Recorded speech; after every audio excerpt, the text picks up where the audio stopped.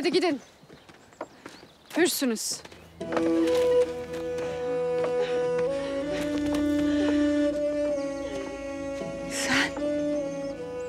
Sen çift başlı kurdun pençesisin. Adını bağışla bize.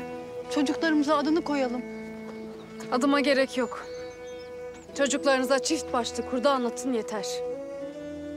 Deyin ki çift başlı kurt gelecek. Türk'ün Türk'ü köle yaptığı günler bitecek. Haydi gidin.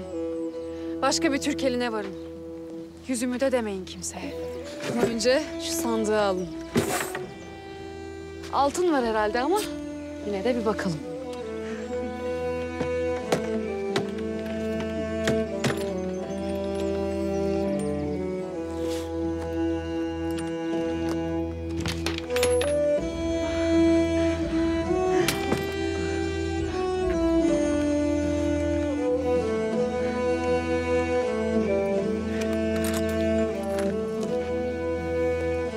Altından da iyiymiş. Bunlar ne içindir? Gelin kız görümlü. Hangi gelin kız? Gökmenler konuşurken duyduk. Alpagohan kardeşi Balamir'in kızını oğluna isteyecekmiş.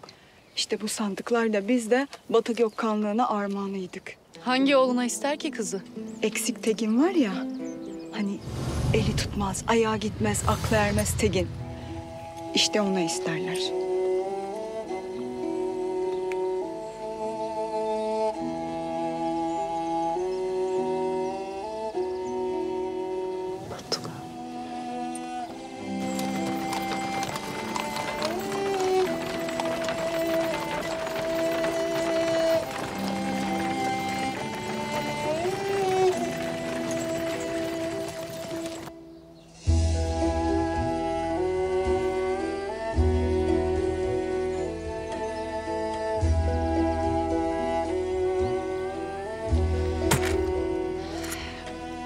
Haydi bakalım.